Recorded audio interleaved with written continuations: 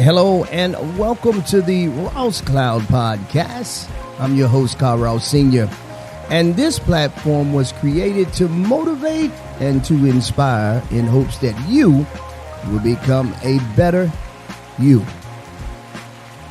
And before we get started with my shout outs, I want to make sure I give a shout out to my host with the mostest, the one and only KP Rice in the building. What's up? Oh, man. How you doing, brother? Doing well, man. How about you guys? Hey, I can't complain. So we're going to go ahead and give our shout-outs. I want to make sure I take you on a trip and a journey as I tell everyone hello. In my own way, shout out to North Carolina in the building. What's up to the Trey Foe, Winston-Salem, North Carolina. I want to make sure I give a shout out to Charlotte, North Carolina, down there in the Queen City.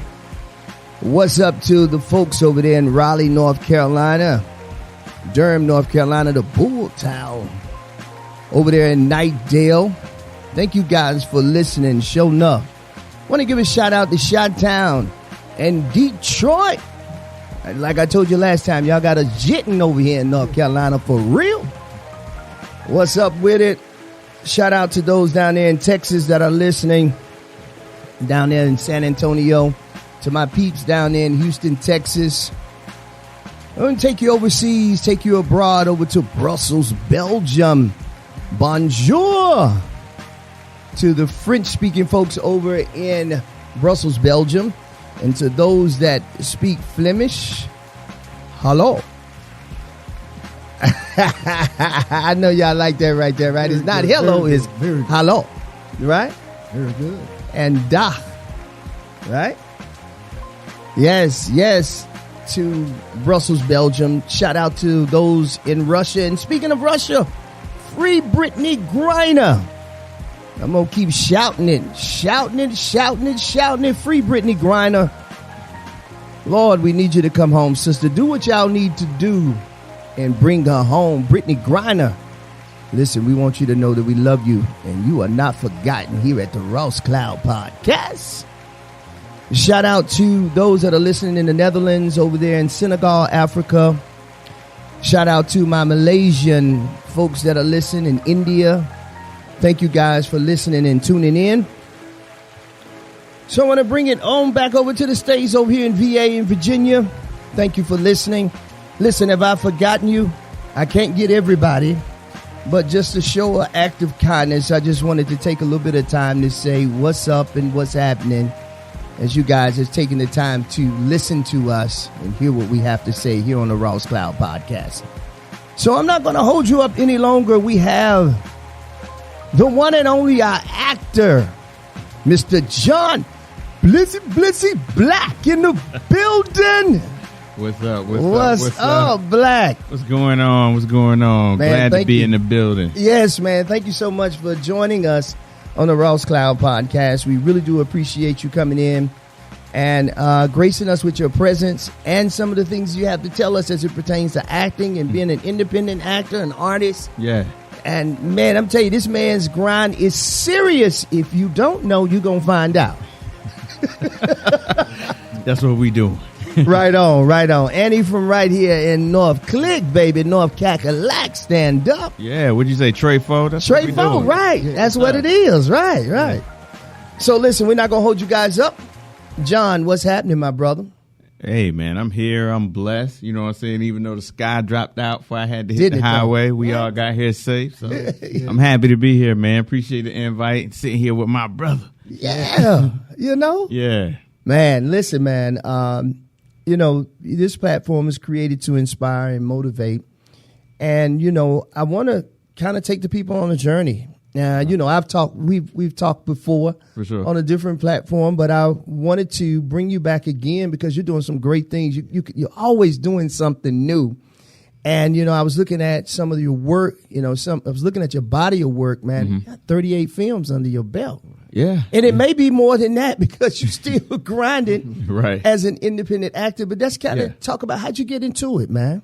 Oh man. And you do tons of things though. You do quite a bit, but we'll focus on acting right now. We're gonna stick with the acting for today. Yes, sir. But no.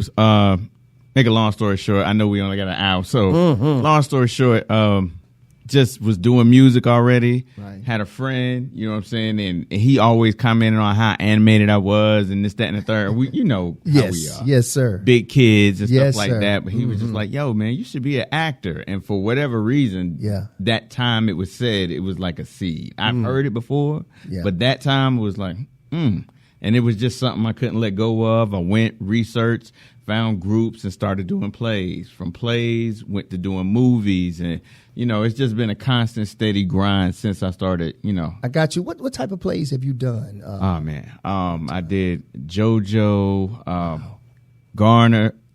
What were these here in North Carolina? Yeah, that was the first thing that I got into, finding the plays. Met JoJo. He was real helpful. Got into my first play with him, and then he got me kind of like my first gig. Sure. You know what I'm saying? And then went from there to, it was just steady plays for a while. I worked with Tracy Whitlock, you know what I'm saying? Yeah. She's real big with the plays.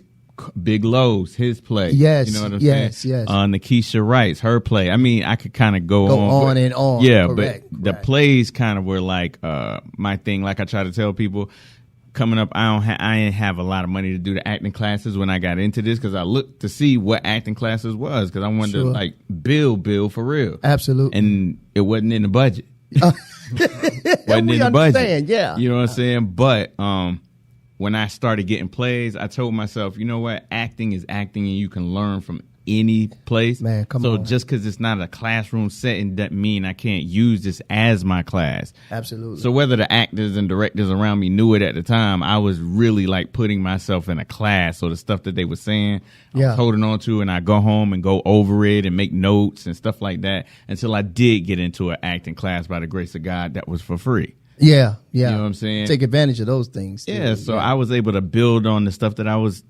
learning, and then actual technique from an actual teacher, and merging those. And then from there, like the movies just started coming and coming and coming. So I still love doing theater because that's my foundation. Yeah. But the films is like one of those things that once it started, it just snowballs. So I'm, you know, that's where I'm at right now. But I do a play in a heartbeat. So what's your favorite thing? What's your favorite thing you like about doing plays? What is it that you like about doing them so much? The difference between theater and film has nothing to do with which is better. It's just the fact that with theater, it's almost this instant gratification. Yeah. Right. And I like the fact that it's almost like what I call walking on a high wire. Like, it's one thing to go in front of a camera. You still got the people around you, so you want to do a good job. Sure. But there's this thing in the back of your mind. If I mess up, I can just, we're going to do another take. Yes. You know what I'm saying? Ain't that the truth?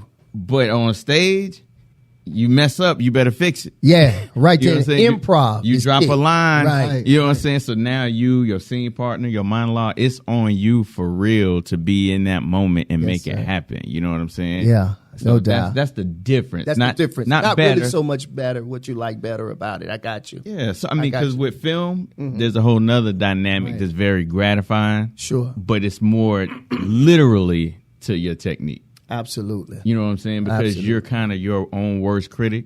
And so when you watch that stuff, you don't, for me, I don't like to dilute myself in it just because people say, you did a good job. Yeah. I need my technique to say I did a good job. Yeah. You see what I'm saying? I do. I need the things that I learned when I'm looking at myself. I'm like, yeah, okay, you doing, okay. Because, you know what I'm saying? But when I'm not there, I can tell. Yeah. And I don't care how many pats on the back I get. I'd be like, I wasn't doing what I was supposed to be doing in that scene. You always can catch something which you could have, you know, you're always looking like, I could have did something better here. Yeah. That emotion was way off. You know. Or it was too much. You was giving too much. You overthought, you know, that scene or that emotion. I was just recently looking at something and I was like, I could have did this a little bit better. Right. Although it was good, yes. It was like, man, I could have did that emotion just a tad bit better. That looks fake. Yeah. That's the first thing you say. That doesn't look real. Right. And if it doesn't look real to you, then it's definitely not going to look real to the audience. Yeah. I mean, but you also get to a place where you learn the difference in between being overly critical on yourself. Right. Say that. You know what I'm saying? Yeah. And being like, you know, maybe I could have made another choice, but if the audience is really saying it worked, who are you to be like it didn't work? You know what I'm saying? That's it. Jump on in there, KP. The refinement. That's all. Yeah. So, Mr. Blaq, when we first met, were you working under the capacity of being a director? When we first met, I was working under the capacity of just being a crew member. Oh, the reason I'm asking, man, you showed us so much respect, man. I mean, it's something that I take with me daily, man. How you just took over that crew of ours. Yeah. And especially me, my brother right here, man. You just feel so comfortable, man. It was always like, hey, don't be too hard on yourself. You got it. You got it. And, man, I take that with me everywhere, man. Take it with me everywhere. And, today I just want to say thank you, man. Yeah, thank you. Without a doubt. I mean, the thing about that is, like, that was our first time getting to meet me, getting to work with you, and then I've known Chris for forever, but never we had never a got a chance to really work in that environment, though. So, which was cool. For me, what y'all are probably what you're referring to is probably something that is being birthed in me now. Right. Okay. Because I'm an actor's actor. Yeah. So true. The direction that you took, like the project we just did, I did with Nikayla. Yes. The director, who was the actual director at that point. Yes. You know what I'm saying? We still work together. Right. You know what I'm saying? So her film, what we decided after so long, we have evolved into knowing our roles. Nikayla is a big picture, point A to point B. This is how it goes down. She knows everything that goes in the books, all of that. I am the person that come in and be like, okay, this is what she's looking for. KP, can you bring it here? Can you? Right. I like working with actors in that capacity because she want to focus on all of that. Yeah. And I'm there to help with the little nuances and be like, yo, sure. She don't have to tell him this. Let me tell him, KP, bring it back a little bit. You got it. You know, Chris, come on, man. Yeah. And what if your wife said that to you? What would you? You know what I'm saying? I love stuff like that. So she let me flow in that, and then that way she can do her thing. So as I go forward, that's why I'm in producing now. Yeah. Right, you know what I'm saying? Helping to produce films and stuff like that, because I like to add my little input, but I'm not trying to write it. No, I got you. Direct actors, but I ain't really trying to direct right now. So it gives me that freedom to be. You like that hands-on. You like to actually just develop that character, help that actor develop that character even more and say, hey, you can do it this way or that way. Stay right there where you at, but if you want to add a little bit, a layer to it, you can do this or say it this way. I got you. As a producer now, it gives me the freedom to be creative with creatives. Because I watch a lot of creative people with other creative people. Yeah. And they ain't speaking the same language, so it gets frustrating. Yes, it does. So having a person that know what the director likes and can speak their language, and know what the actors like and can speak their language, make it easier for everybody to create. I like that space. And I felt like you was like the calm in the storm, too. Even when the actors was like, man, this right here getting on my nerves. Because actors, we can be anal. Hey, we get that way. Actors can get that way. But I love the way you would just bring the calm. You would always bring the calm that would maybe even the turbulence that may be starting within it. And you would be like, no, I thought it was great. Let's just stay right there. Because if you change it, you're going to lose them. Just don't lose them. Stay right there. So that's one thing that I noticed. And to even go back even further, you also had your hands when it came to sound. So how did you evolve into doing sound, too, as well? Like, how did you get into that vein, too? Or that was just a natural thing, too, being that you're an artist all the way around, musically and everything. So the sound, when I say I met y'all as crew, that was me coming in. Nikayla got the job to become a director. Sure. She knows I act, and she know I did stuff behind the scenes. Never nothing major, but she needed some people. So she had cameraman, this, that. So she first brought me on as a AD. Okay. And then when we had our AD, because our official AD wasn't there, so I stood in that capacity, learned. You know what I'm saying? Yeah. Then when the AD came back, we needed a sound person. So because I do music and sound mixing, I was like, well, cool. Show me how to do it. I'll do it. Sure. For me, again, I take all of this as education to make me but people don't get it, but running sound make me a better actor. Yeah. Standing over there with the cameras and stuff like that, knowing what a 50 lens is, knowing what a 35 is, knowing why they doing this, that makes me a better actor, but you don't get it. Absolutely. Because you think I'm just on the crew and I'm just doing sound.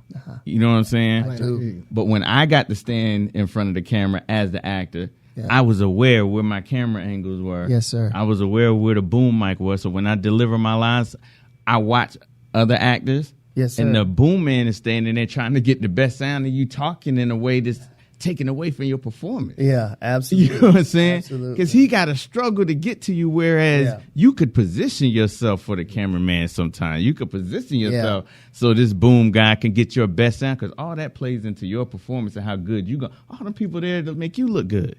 And if you giving them a hard time and you looking good, you might not look your best. Yeah. You know what I'm saying? Yeah. So all of that stuff behind the scenes actually does make you a better actor if you approach it like that. Yeah. If I'd have just said I'm going to do sound, then I would have just got sound out of it. But I got a lot more out of it. So what I hear you saying is it's very important for an actor to evolve and for that producer to cross-train. Yeah. And, to make that person, and that seems like that goes with just about anything that you're doing. It's good to cross-train because, first of all, you have a strong foundation.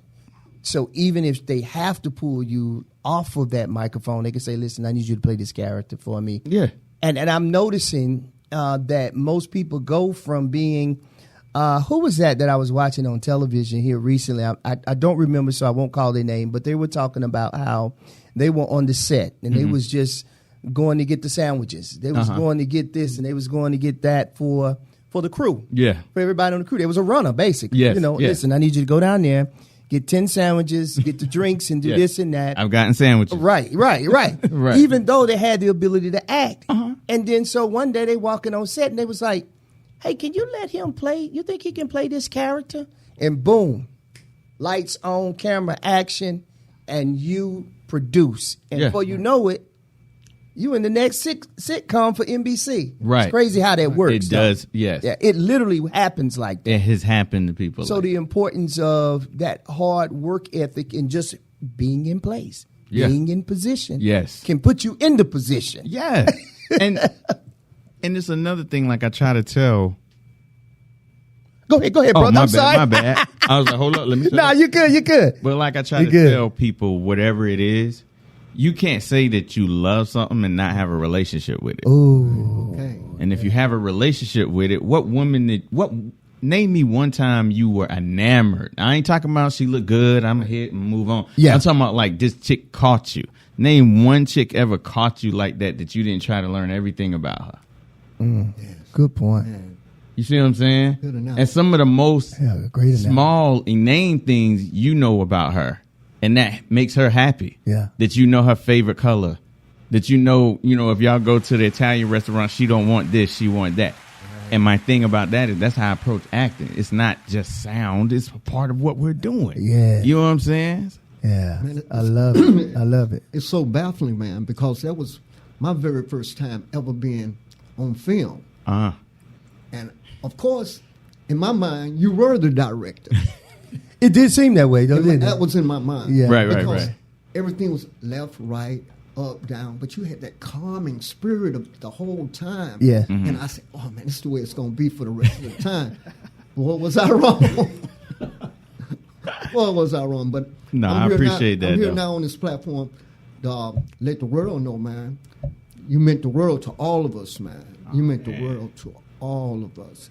And I notice now, man, I see all these young ball players, man, they're talking about the new media. Mm-hmm. In our profession, wouldn't you be in the top 5 of the new actors?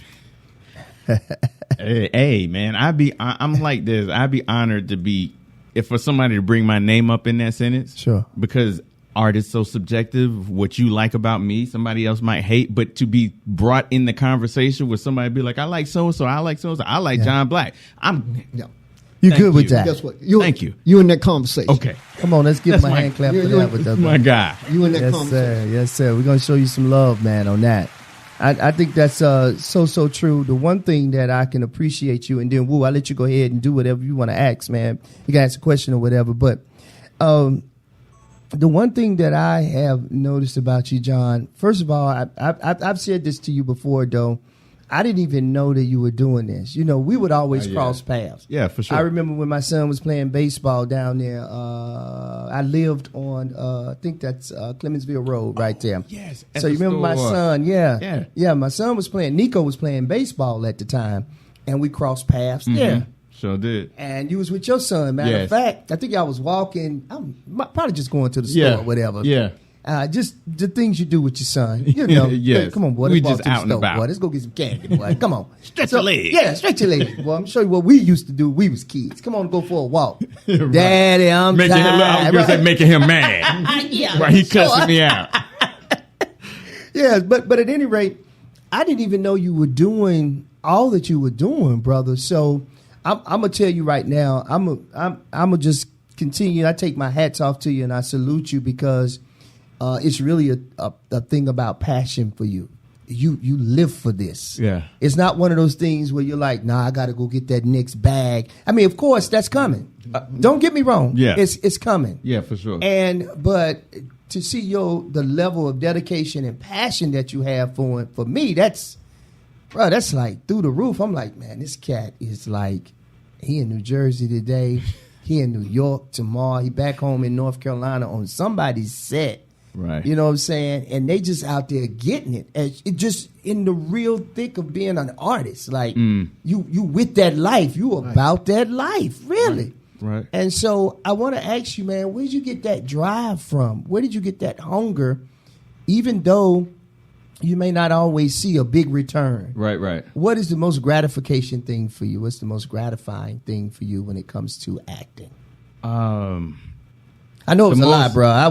I went from Canada back down here to North Carolina, back over to Alaska. Go ahead, fam. No, I think the most gratifying, and it's totally not a knock to anybody. Sure, of course not. But there's so many people that don't ever find a goal or a passion in life. So it's not just that it's acting. It's just that I feel like I've been blessed twice to have two different passions and things that make me want to get up in the morning. Yeah, you know what I'm saying? Yeah. So when I talk to cats about acting or music or whatever, you know what I'm saying? It's kind of like bittersweet because it's like everybody want to be famous. Oh, Lord. You know what I'm saying? Yes. And that's cool, but I'm like, that's cool, but I'm blessed to have a passion. Like, you so really love it. People don't have a passion, and you can see it. Yeah, you can. In their demeanor, you can see it in their pose. You could, because when you got a passion for something, it's hard to sit down and keep critiquing everything and tearing everything down. And life is blah blah blah because you so focused on this thing that give you life. Yeah. So that's it. Go ahead, Woo. I'm sorry. I was going to piggyback off what y'all was talking about earlier about him being multifaceted on the set. Yeah. Like, you can tell when a great actor is producing. Yeah, no doubt. Because you can tell that they understand the set.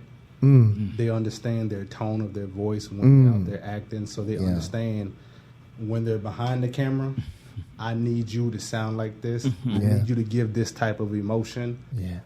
I need you to give this type of facial expression. Yeah. So people like that, they're dope and they're great. Yes. To be able to work their hands all over the set. Yes, sir. So that they get a feel of everything. Yes. So they also so that they are appreciative while they're on set. You know what I'm saying? What you just said right there, the very last part, everything you said was dope, but the very last part is the thing though. Yeah. Like everybody want to be in Hollywood, but that's where you start setting goals that are other people's goals. You see what I'm saying? Yeah. Because the minute that I say where I am is as good as Hollywood, it is. But if Hollywood is the only standard by which I'm going to put whether I'm winning or losing, then I'm losing every day that I'm not there. So you telling me these 38 films that I just did and I stayed up and you know what I'm saying? And I got people like, oh, I like that story. I like how you did this. That don't mean nothing because it wasn't in Hollywood. Right. Yeah. It means something because they like it. Yeah. It means something because I enjoy doing it. Yes. You know what I'm saying? Yes. So, and it's a bunch of miserable people in Hollywood. Oh, talk about that, so yeah, so I think that's probably like what you hit it right on the head. Definitely. That was just That's just what it is, man. I'm super proud of you, man. Dude, if you never get to Hollywood, which I feel like you're going at some goddamn point, somebody gonna call it. But the thing is, you've worked with people that have actually walked in those. I know. I see what you're doing, so it's like, oh dang, that's red. That ain't red. He right there beside this. That is. I got nothing but love for you, baby. Hey. Yes, sir. You know what I'm saying? Yes, sir. But so that's something to go on your resume, though. But that's my that's thing. Beautiful, man. That's the thing why I say like that's like the Matrix. You know what I'm saying? Yeah. The Matrix will have you believing that you gotta have this, you gotta be here. Like I've toured with plays. Sure. I got films out all over. If you can go see Ben Affleck joint on the streaming platform, you can go see Jon Blaq. Like, where are we differing at? Yes. You know what I'm saying? Yes. Because even a lot of the stars and stuff like that, once you start to look into Hollywood and all this stuff, you realize like they don't have all these Benzes, and some of them know how they are made up. So if they like, where are we? What's the difference other than what I'm making up in my mind? Correct. Mm-hmm. Man, but like Wu was saying, man, you really, for me, you had your hand in everything, man. You were making everything go so smooth. And, man, you talking about Hollywood. I was in Hollywood. I thought that was Hollywood. I'll be honest with you. Man, true story. Right. And I'm going to be honest with you, man. Being around you, being around royalty, man. Oh, man. Yeah. Being around royalty. And I've been talking to Chris all week, like I've been pumped just to see you and let you know you came at a time when we really needed you.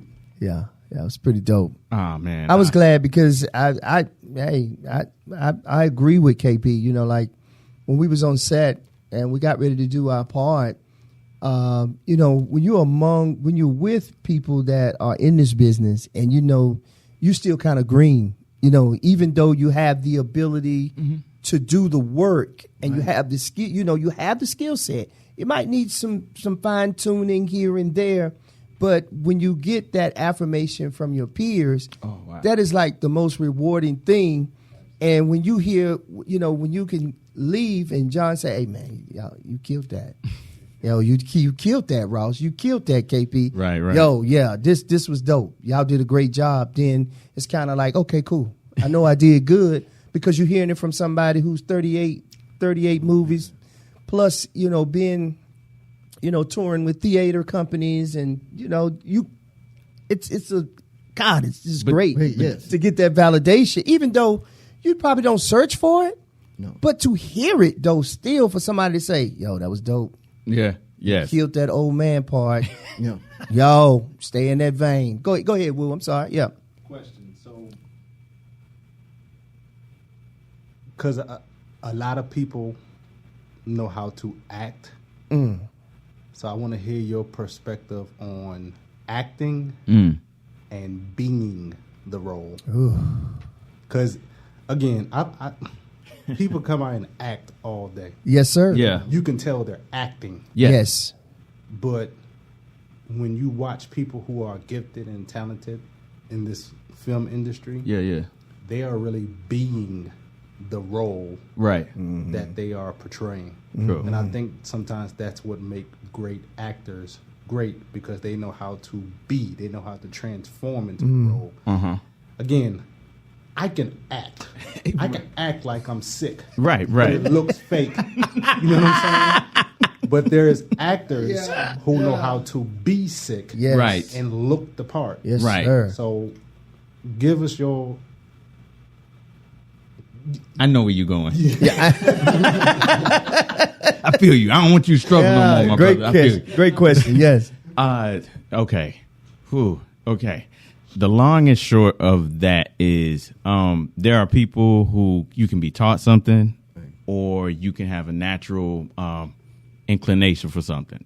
Both of those are fine. That's cool. But at the end of the day, I think a lot of people have this idea that acting is pretending. And that's like a hot button word for me, even though I know, You might be trying to explain it in a way, and that's the best word, but it's not really pretending. It is, like he said, being. Yeah. But to get to the place of being, you may have a natural ability to for people to feel like what you're doing is natural, but there's going to come a time where your natural ability runs out. Yes. Because there's so many different roles and so many different people to play. That's where technique come in. Gotcha. That's when you do homework. Yes. You see what I'm saying? When you do like I've had 2 roles.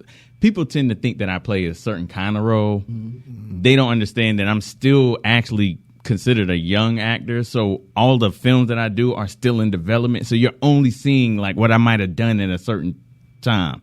But like as of this year, I got I'm playing an African assassin accent, and I went from that to playing a black redneck country guy named Joe.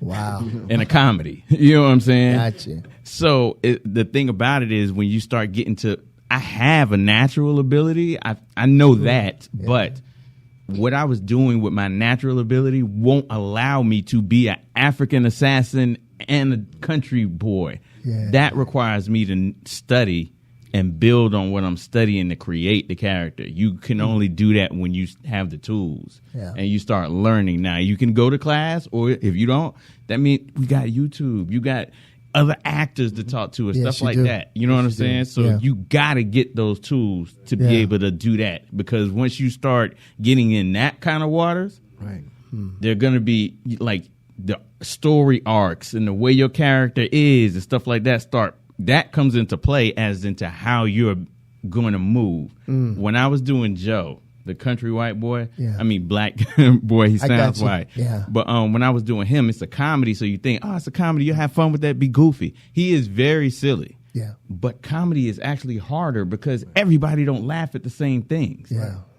So to do it, I couldn't really be slapstick silly. I had to really build a character who believed the nonsense that he was saying and doing. You know what I'm saying? And once I started doing the homework on that, when I went to set, the best thing a director could tell you is, oh, my God, I didn't write that, but that was funny that you did that. And like Nikayla started watching the takes and stuff like that. Yeah. She was like, did you know when you got ready to do something, you would adjust your hat? You know what I'm saying? When you did something, you would tighten up. You know what I'm saying? And I did that because I was doing the homework on my character. I was watching Goma Powell. Yeah. You know what I'm saying? And it sounds funny, but I was watching these people and watching their body and their nuances and stuff like that. So when I went to do Joe, I didn't want to do something where I was just make believe and I was Goma Powell. I took things about him and brought it to who I was. Yes. And then it became this thing. So while I was doing my stuff on set, now I'm doing stuff that's just coming natural. I'm not thinking I'm going to talk like this and I'm going to do it's just starting to happen, and you start to feel it happen. Yeah. But you can only do that with the homework. So that's something that you said that, because that I'm gonna tell you, that makes me feel good to know that that's what we was doing. Right. Like we were pulling from the character Pops. I would pull from Phil, Uncle Phil from Fresh Prince of Bel-Air. I would pull from him, and I also would pull from Carlton, from not Carlton, but Family Matters. The father, Winslow. Yes, I would pull from him Winslow. Too. Carl Winslow. The one thing that I notice about Winslow that a lot of people don't know about him as a human, I mean, as an artist, a human, as an artist, like I'm an alien, you know what I'm saying? Human, but the one thing, he was a Broadway actor. Yes, like classically, I mean, trained. He was a trained actor. Yeah, like he went to school. But I noticed with that character, he always wore his pants up on his belly, which is what I took from that. And then I took from Uncle Phil, too, his mannerisms. He was uppity. You know what I'm saying? Yeah. He was sedity-titty, as they would say. You know what I'm saying? He was an educated brother. Yes. And he always had his head up in the air. And he didn't deal with a whole lot of nonsense. So I was able to pull from those characters, but also use Chris and who I am. Yes. And my own wit in my own way. So that makes me feel good knowing that I was doing that, and I didn't even know that's you know what I'm saying. I just knew it was almost like common sense. Okay, I need to study this to find out what is going on. I have an ability to do it. It's not my passion. which is another thing I was going to allude to. Mm-hmm. How is it that you have the ability to do something, right? Like, I know I can do certain things, but it's not really a passion. Mm-hmm. Like, it's not a passion. I know you're probably looking like, what? No, I'm listening. Yeah, it's not a passion. Like, I can sing, but I'm not passionate about singing. Because when I think about Tanya's my sister's passionate about. I mean, passionate. Yes, and it comes out in everything that she does. Yes. Well, so go ahead. I believe that's just the creative ability within you. Because I'm the same way. I got you. I love making music. Yes, I know how to make beats. With you, but I'm not going to be in front of my computer, right, with my wife's keyboard, making a beat every day. Man, come on! Not like how I am with this camera stuff. Yeah, you know what I'm saying. I was going to say that. I love to draw. I love to paint. Yes, so it's just your creative aspect that you are tapped into. Yes, like this right here. This gets me up. Yeah, like I can do this. I can wake up early in the morning and come up here and do a podcast. Yes. I really enjoy it. Yes. I love it, actually. Yes. You know what I'm saying? Yeah. I really love this. Right. Yeah. Right? Yeah, I love it. Like, I love talking to people. I love having a good time. Right. And just getting to know people. Even if sometimes I don't convey it properly. It really doesn't even matter. Right. Because we just building off of, a conversation. Talking with each other. But anyway, I digress. But no, go ahead. Go ahead, Will. All three of y'all, because all three of y'all are actors. Yeah. So when y'all do become these people in the role that you're playing, how do each one of y'all detox from the character that you're playing, so that when you leave the set, you're not taking it home to your mom, dad, brother, sister, spouses, family, friends, or anything like that? How do y'all detox so that y'all are not portraying this character outside of the set? That's a great question. Well, I'll take this one first. I'll tell you, I got something I'm going to say too, but go ahead. I'll take this one. The part that I was doing was easy because it was me. Mm-hmm. I didn't have, there's nothing I had to do. Mm-hmm. And I lived that part. Mm-hmm. I lived my role. Mm-hmm. And I had a brother that, he was my brother for real. Right. Although, he was my brother, and he stayed on me as a brother. Mm-hmm. And as far as us being passionate about things, John, man, you must have never heard Chris Ross sing. I have. So I'm passionate about it, though. That's all I'm saying. Yeah. There's been some shows I had to walk down the steps, get them tears out my eyes. He touched your soul. Yeah. Chris known for touching souls. That kind of thing. He done saved a soul or two with his song, too. And, man, with you. Oh, boy, you crazy. Just to have your affirmation that we were doing good. Yeah. Oh, my God. Yeah, it did mean a lot, man. Because we know you all in, John. Man, like, dude, you all in, bro. But to answer that question, Wu, I'll say for me, there was a character that I played with a different production company, and it was a dark place. But I had been in that dark place before, so I had to kind of. I actually had to go and continue, because I'm big on therapy anyway. But I've been in that dark place before. Yeah. So I'll say this. There was a lot of familiar things that was happening during that, during that scene that triggered a few things. So it was easy for me to cry on spot because I had really been in that dark place in my personal life. Very, very dark place. But I'm always transparent about stuff like that. I don't care about nobody knowing about those dark places that I've been in. But I said that to say that, yes, for me, I just think it just depends on the character and the role that I played. That was a dark role, and I literally had to take a step back, and it really almost took me out. I didn't want to do. It really caused me not to want to act anymore because I really dared. And I might have told you, John, when we talked, I was like, yo, I've never been to this place. I have in my personal life, but to revisit it again, to go in a dark place where you've dealt with depression and anxiety, and then you got to visit and act it out, it can trigger. It can actually trigger you if you're willing to go into the deep. Don't get me wrong. In order to be a good actor, I feel like you got to go there sometime. You sitting on the edge. It's like you on the edge of creativity in real life. You standing on it. Yeah. So for me, that role took me to a dark place. And then I think the next role that came up for me to play again, it was the even darker role.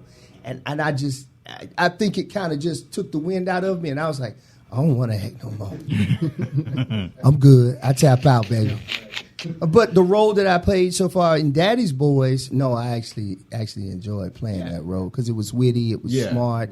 I got a chance to dance around and sing. Really being Chris. You do. Yeah. Only difference is I really have a gray beard. So it was easy to tap into the old man vibe. That was easy.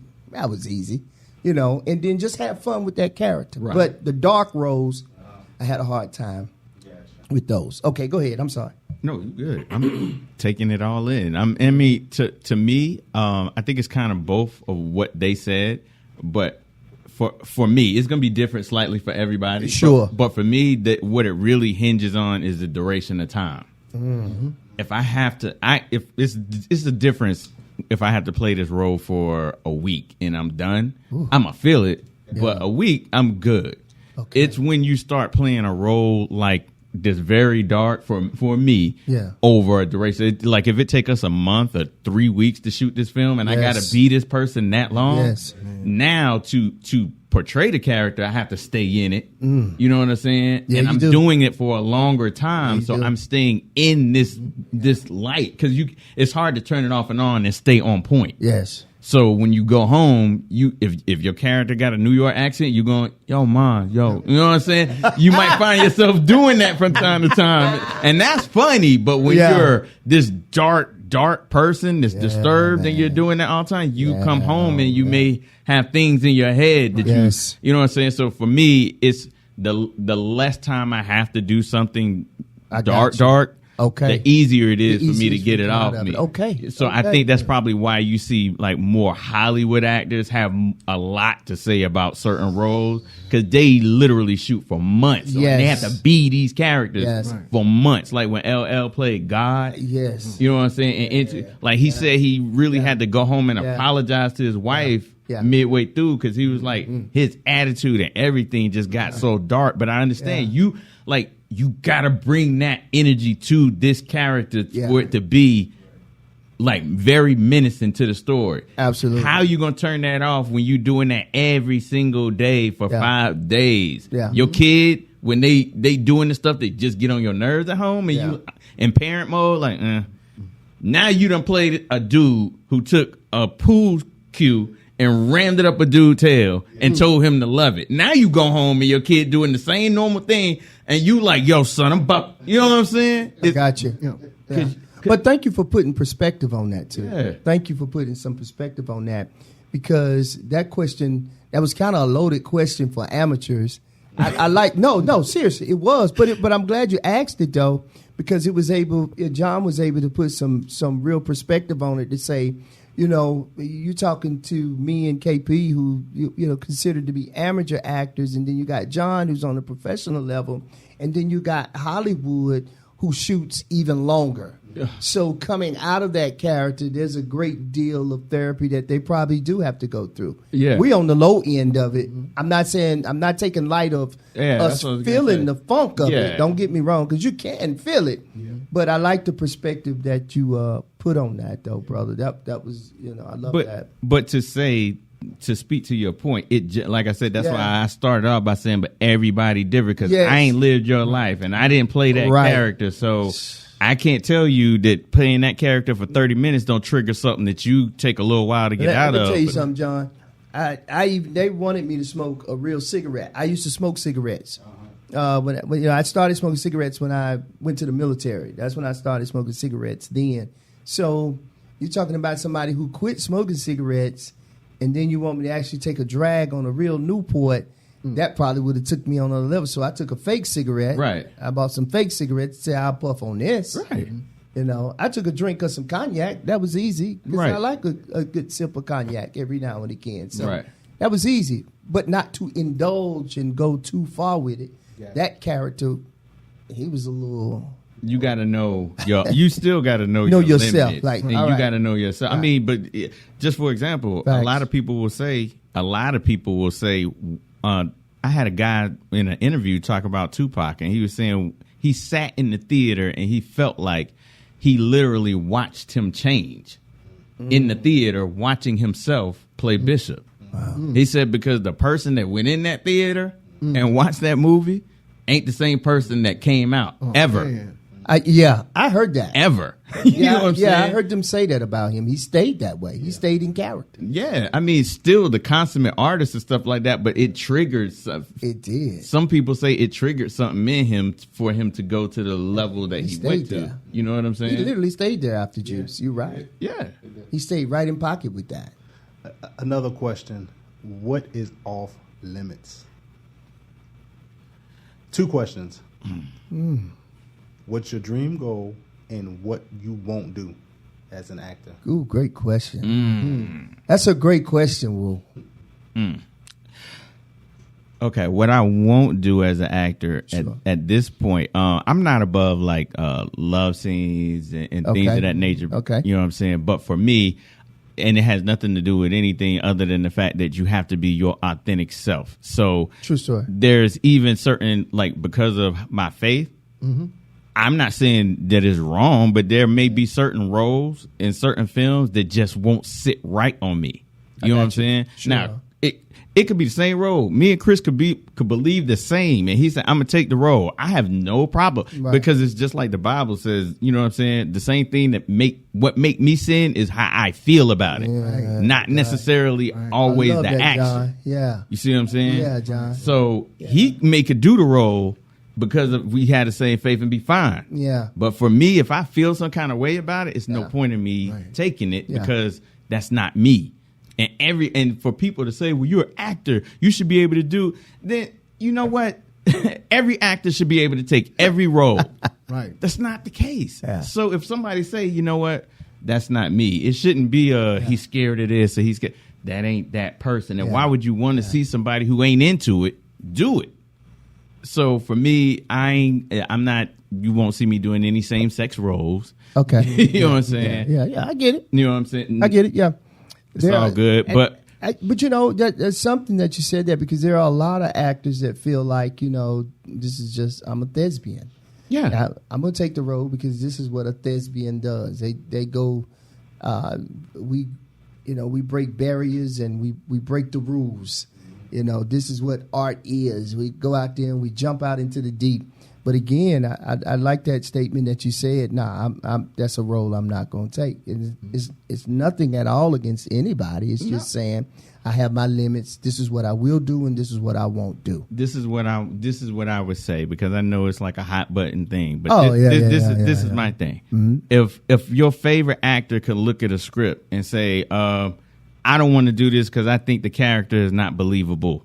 Mm-hmm. Why does he have the right to say he don't want to do it because he don't like the writing? And I say I don't want to do it because I don't want to play that character. That's not something that speaks to me. Good point. Yeah. It doesn't say anything to me. So he could say the script don't say anything to him and not take the role. Yeah. But I can't say that this character don't speak to me. The actions that they're taking don't speak to me. Right. You know what I'm saying? Right. Like I've done dirt in the streets and then I can relate. I could pull from that. And it's that if I have to do something where I'm telling you ain't going to like it because I'm going to look stiff. So why put me in the role? Right. Yeah. And why hate on me for it? Yeah. You know what I'm saying? Yeah. Yeah, that's a good point, John. That's a great point, and I think that's across the board with everybody. Yeah. We all make our own decisions, and whatever decision that you make for your life, okay, I'm good. I'm not mad with you about it. I'm good. I'm just telling you what I'm not gonna do. And I'll come to the theater and I'll applaud and be like, "Yo, you killed that. Yo, you did that. You did that.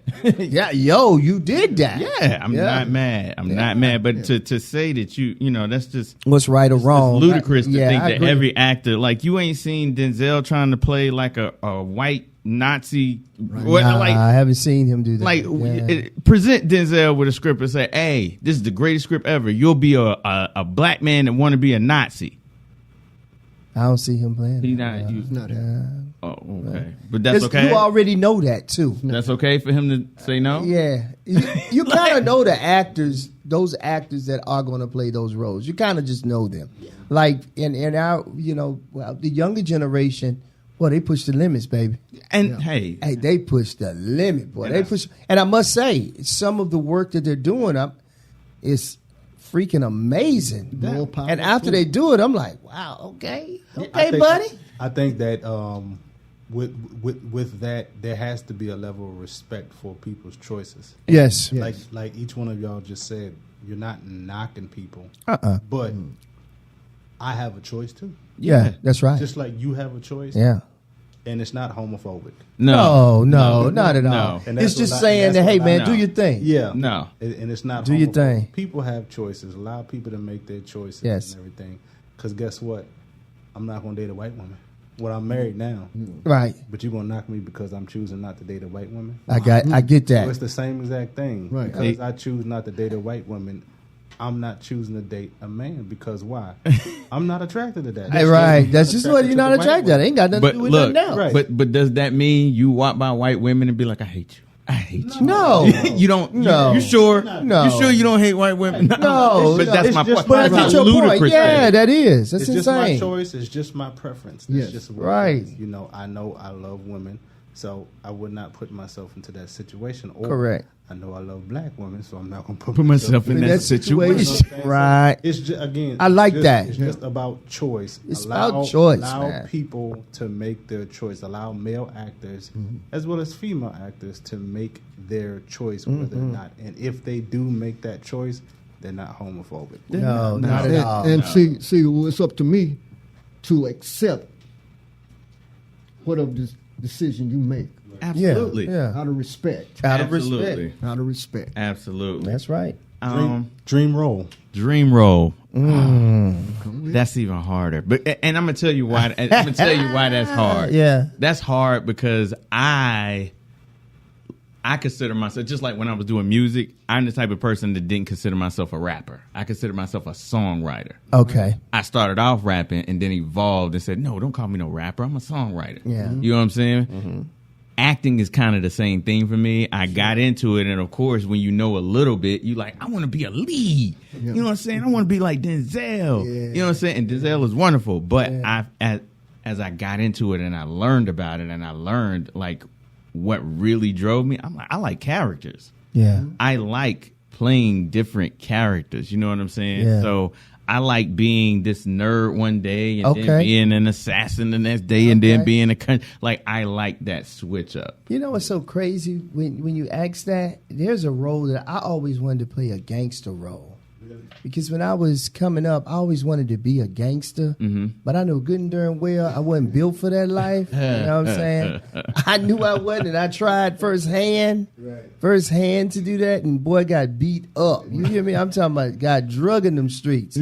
So I said all that to say, and that's just real, man. He said I got drug in them streets. I got drug in them streets, and that's just being so truthful about it, because when you get out there and you in that life for real, it's not what you think it is. Oh, no. You might think you can handle that life, but I would love to play a character that plays as a kingpin, but a distinguished gentleman that's a kingpin. He came up on the corporate side. Yeah, he came up on the corporate side, and he running things. You want to play Ghost. Yeah.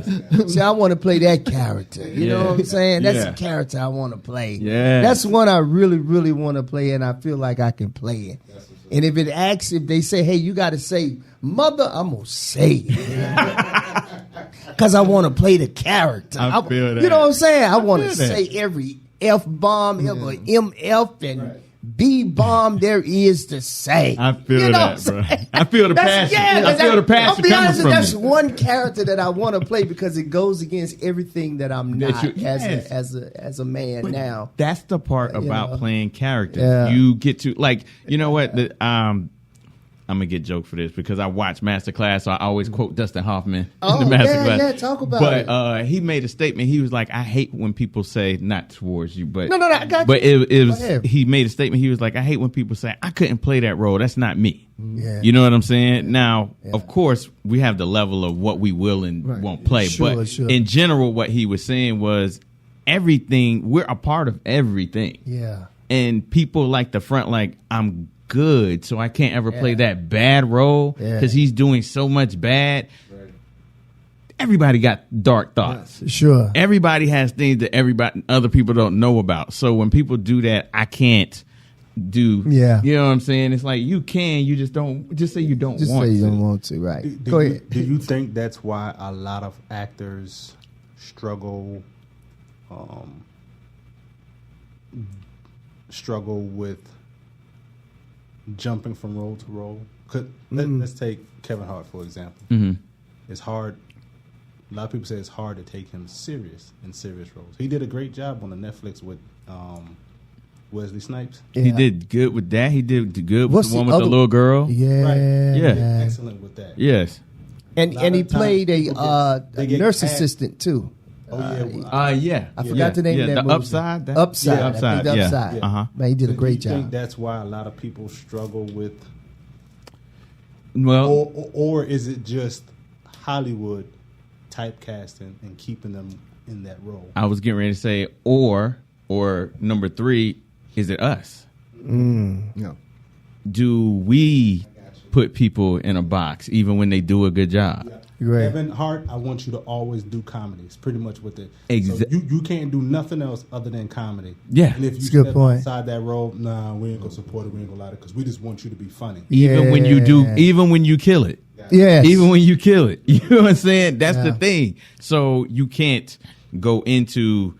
That's why I say we got to kill the Hollywood. I want to be famous. Yeah, because that's the quickest way to kill your art. Yes. Because the only way for you to be Hollywood and be famous is to appease people from a level of them dictating your art to you. Yeah. You don't do this for people to dictate your art. Now, that don't mean you can't listen, but you don't have people dictate what's supposed to come out of you. Sure. You know what I'm saying? Sure. So I applaud people like Kevin Hart and Eddie Murphy and this, that, and the third because what they and Jamie Foxx, because what they show is the perseverance to know yourself. Right. Yeah. Because none of them had it easy when they made that turn, but they did it so proficiently and on such a level that those people that said that, after a while of somebody doing something so well for so long, now you got to give it up. You got to. But if you let people talk you out of it because you're scared, my fame going to go away. My money going to go away. Yeah. What's going to happen if they don't like it? So what if they don't like it? You just go do another one. Yeah. But don't let them stop you from doing it because your first shot might not be that good. Yeah. But maybe the second one. Yeah. Or the third one. And the only problem is you scared to grow in front of people. Just do it. I love it. I love it. Sometimes I think it's the way we interpret things. Yeah. Because you just said that, you want to play a gangster. Yeah. I interpreted the last part you had as a high corporate gangster. That's what I saw it the whole time. I saw it as being a gangster. Okay. But you just had so much money that you know. Okay, I get what you're saying. I'm with you. There was some gangster elements in there. To KP's point, the beautiful thing that I love about acting, as far as like helping coach, and one day I do want to teach. Yeah. Because I have this thing that when I went to acting class, it's kind of cultural.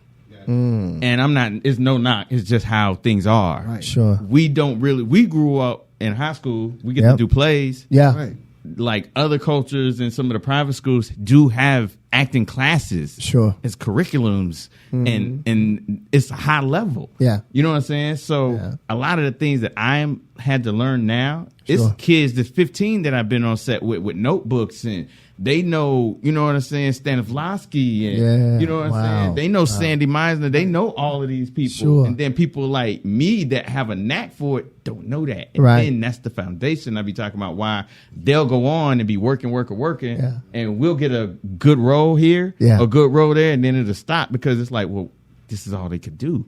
You know what I'm saying? Mm-hmm. So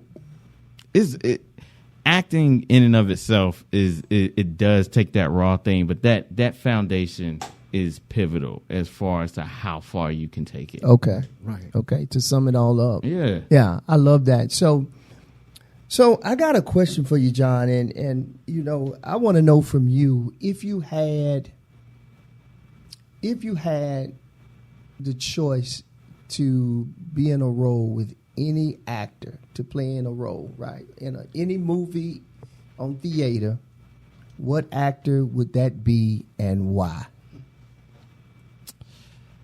Any role, your choice of any role that you could play and the actor of your choice. Who would it be? Male actor would have to be Jamie Foxx. Yeah. Just because it opens up so many different kind of films we could do. Because Jamie can do the drama, he can do the comedy, he could be a heartthrob. You know what I'm saying? It opens up, and like I said, I like to be a character actor, so we wouldn't be limited on the type of film we could do. And he's just great. Yeah, he is. You know what I'm saying? He really is. So, what about female? Love scene. I'm gonna tell you mine. I'll tell you my love scene. I mean, and it ain't even because she like an academy. I mean, what's your girl name? Nunu. Laura London. Okay. Megan Good. Yeah. Or anyone in that circle. Okay. I'm gonna tell you mine. If I could play a role. No. Nia Long. Okay. Claude, have mercy. I'll go for that. Nia Long. I can see that. Well, I be throwing Listerine and I can see that. Tic Tacs and everything else. Now I'm gonna say. So when the kissing role is, I'm gonna say though, from a skill set, from a female actor skill set, where I would love to work with would be Charlize Theron. Ever since she did Monster, that just blew me away. Wasn't that crazy?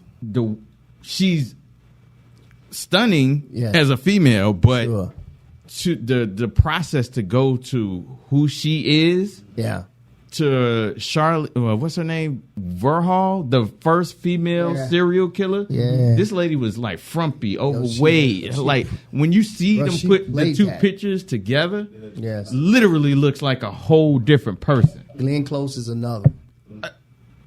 Yeah, boy, that's another one you got to play a role with too. Yeah, hey fellas, can I pick out my two? Hold on. Say that again. Hold on, KP. What you say? Give me Angela Bassett.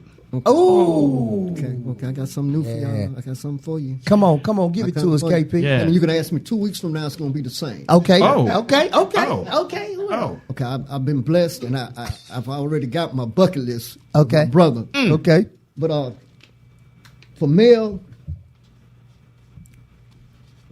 Be this young man right in front of him. Oh, man. Come on now. Give him his flowers, baby. Right in front of me. Give him his flowers. Don't cry. And for female? I'm going old school. Oh. Janet Jackson. Oh. He hurt the whole room. Yes, he hurt the whole room. Ooh, control. Yes, sir. What? You hurt. Boy, yes, sir. Okay. Boy, okay. I see. Ain't playing. Oh, you're not playing fair. Aaliyah, throw Aaliyah in there. Don't throw Aaliyah in there. Yep. Okay. Well, I got Mr. Black and Miss Jackson. You nasty. You nasty. Hey, yeah. He done called her Miss Jackson. Yes, sir. So I also know you're an artist. You know you dabble in the music as well. Yeah. So I got to ask you this one too. So now when it comes to hip hop artists, who would you like to team up and do an EP with? If oh you had man, choice. Hands down. And why? Hands down, Nas. I was just about to say that. Yes. Hands down. Yes. Hands down. Nasty. Yes, sir. I mean, Nas kind of encompasses everything that. Yes, he does. Like philosophically, the way he put his rhymes together, the whole thing is like. Yo, he's somebody I would like to sit down with. Like his new album is insane. Albums, King's Disease 1, 2. Yes, it's he takes you on a journey in hip hop, which I love, which he's always done. Yeah. From Illmatic on up. I was listening to Godson the other day. Oh, man. Sitting here listening to Godson. I listened to that, man. I was like, yo, he's got to go down in history as one of One of our greats, man. Like they say, Mount Rushmore rap, he got to be on it. He got to be on it, man. Yeah. He's got to be on it. Yeah. Period, man. He on that. Yes, man. He is the true Like, what essence. hasn't he done? Yes. I feel like he is New York. When you think about Nas, when I think about him, he is New York, man. Right. I mean, like Queensbridge, Peach. like God. They had the encompasses, most epic battle. you know. The whole battle shifted hip hop. Like, Dude, it did. you and this other man, it happened twice. It happened twice, bro. Biggie and Pac. Yep. Ether. Ooh. Talk about it. That's all I'm gonna say. I feel the same way. Now we got into a huge debate before about that. I feel like that was it for me. Ether was it. Yeah. Super Ugly was nice, but Super Ugly was it was dope, but it was too little, too late. Yeah, it was. Like, yeah. You would have had to come with that in the midst. Like, he dropped Ether while we in the middle of being like, then you dropped the other one, and we like, like, Ether. it was nice, but see, here's the thing: Super Ugly ain't even the dopest response. On what was the double album? I think it was the Blueprint 2. Yes. The Gift and the Curse. Yes. Nobody, because Ether had rode so hard that by the time The Gift and the Curse came, it was like just another Jay-Z album. Another Jay-Z album. But on disc 2, he got a disc. He went so hard. Yes, he did. But again, it was one of those moments where it was like, bro, I wish you should have started with this. Started that. And they did that song together, which was crazy. Nas and Jay-Z. Black Republican. What? I mean, they done got together a couple times. They have, man. Because what was what was Nas on the one where he did the soundtrack for the Frank Lucas movie? I think you're. They collabed like at least 2 or 3 more times, I believe. they did. I believe you are right about that, The though. most recent one they had. Yeah. Oh yeah, the DJ Khaled joint was dope. Oh, that was nice, right? But I liked them. I liked them because you could tell they push each other. Yes, You know what I'm saying? They do push. They push each other, even with the Ether thing, and it's this, that, all and the love. third. Yeah, It's all love. Nobody died. Well, not at the time, it wasn't all love. No, it wasn't all love. It was Afterwards. Because, bro, when that Ether dropped, it was like, ooh. What? I was stationed in Germany, Ramstein, or Vogelway. Ooh. So when you heard And that, I had a girlfriend at the time. She was a big Jay-Z fan. Ooh. And I'm a Nas fan. Ooh. So, it was, get out my door. Get out my door. I'm not playing that Jay-Z. I'm not playing that Nas. So Nas in the relationship. we went hard back and forth about that. What? I stand by my guy Nas. But see, when that beat dropped, though, it was like, listen, this man, is New York. Listen, man, when Ether dropped, like my whole insides dropped. Before I know it. It was like that, though. he started out with Jay-Z, I said, oh man, this about to get ugly. Right. He knew what he was doing. He knew exactly what he was doing. What?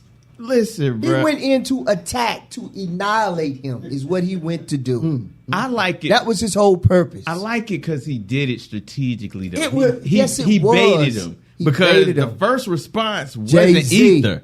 The first response was when he went to Hot 97 and dropped that freestyle. Oh, boy. And nobody was really like, they was like, oh, Nas responded. Cool. Yeah, they was extremely happy. Oh my gosh, Nas responded. Yeah. But the impact, he knew going up there and doing the freestyle was going to get people like, okay, Nas respond. What Jay going to do? Yes. But Jay was like chilling. Yeah. He baited him. He did. He took that fishing line and said, I'm going to go to Hot 97. I'm going to drop this for y'all. And then a lot of people talked about, it's not all that. Yeah. It's not all that. And next thing you know, fuck Jay-Z. And it hit. bruh, It was over with. Everything from the title to, and if you listen to it, let's be real. If you listen to it, take one of his most technical rhymes to me is "It Ain't Hard to Tell." Oh man, come Like on. when we classic. just talk about straight technical It ain't hard rhyming, to tell. that's Yes, like sir. he just Classic. flowed on it. Yes, if you sir. compare that flow and how he got in, it ain't hard to tell. And Ether, Ether sound more like a freestyle. He is not. That's not his top flow. No. But it was the fact that he set it up. And I try to tell people this all the time. Yeah. It's not an argument, but that's what LL did to Cannabis. Yeah. Ooh. I'm not one of the arguing. best battles ever, man. I'm not arguing that Cannabis is not doper and was not at doper. all. Not at all. But he did not make the doper song. Right. No, he didn't. Right. LL made the doper song. LL made the doper song. You could play that anywhere in the club, and it had a hook, and you people was repeating that. Yes. You're not gonna win. No, you're not. You know what I'm saying? It was like that whole Lox versus Dipset. I was just about to say that. Like, yo, when Jadakiss did that, bruh, I'm gonna be honest with you. When I heard the beat, I said it's over. They again strategic. They set it up. They knew what they were getting with Dipset. They knew that. If you listen to everything Dipset said, they kept coming around and being like, "Oh, we got these records. Y'all ain't got these." Exactly. The Lox was like, "Oh, y'all want to do Chicks records? Okay, yeah. All right." And now Ride or Die Chick. Exactly. I'm at home like this. Y'all ain't messing with I'm going crazy. What? Because you know it was there though, because everybody remembers that. Shout out to my guy Birch, but he swore up and down Dipset was going to run through, and he wasn't the only one. The Lox though, because if you pay attention to their radio anthems, okay, Dipset is crazy with it. I am not. I mean, not knocking that. Now the anthems, you're crazy, but again, the Lox though, you cannot top a performing group.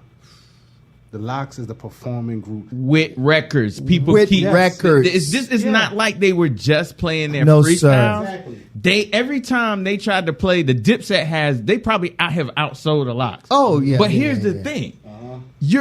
People don't understand how verses work. I don't understand. It's not about like you just rap doper than me. Nah. You're taking your 10 best records body of against work. my 10 best records. Right. If I'm bringing my 10 best records, first of all, I'm here because people know me. Absolutely. So first if I take my 10, it's my 10 they're gonna know. Yeah. Right. Just like they gonna know yours. So your record sales don't matter. It's about who about to rock they 10 harder. And bruh, I'm telling you, when you think about what they did at Bad Boy, when you think about what the Lox did at Bad Boy alone, that legendary whole Bad Boy period, that was just legendary, total.